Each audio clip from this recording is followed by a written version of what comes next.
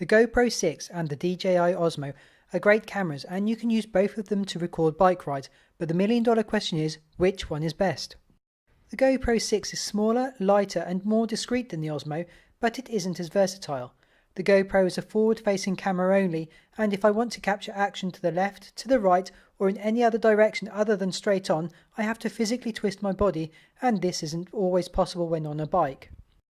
With the OSmo, I can change the direction of the camera and can record what is happening 90 degrees to the left, 90 degrees to the right, and any angle in between the two. And I can do this all whilst facing the same way. As well as the lateral movement, the OSmo also has vertical movement, so I can change this too. With the OSmo, I can change the camera angle with the press of a button and don't even have to stop riding to do so. When it comes to camera direction, the GoPro can't compete with the OSmo. The GoPro isn't even in the same ballpark and the OSmo is head and shoulders above it.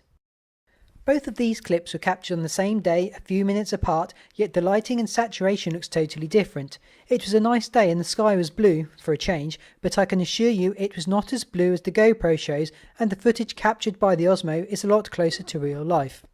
The footage captured with the GoPro is oversaturated, which is fine if you like that sort of thing, but if you want realism and realistic footage, you need the OSmo.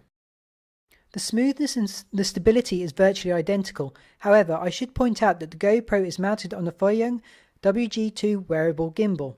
The GoPro 6's inbuilt image stabilization is exceptionally good, but using the WG2 wearable gimbal does result in smoother footage. Personally, I don't think there is a clear winner between the DJI OSmo and the GoPro 6 since both have their strengths and weaknesses. However, I do favour one over the other.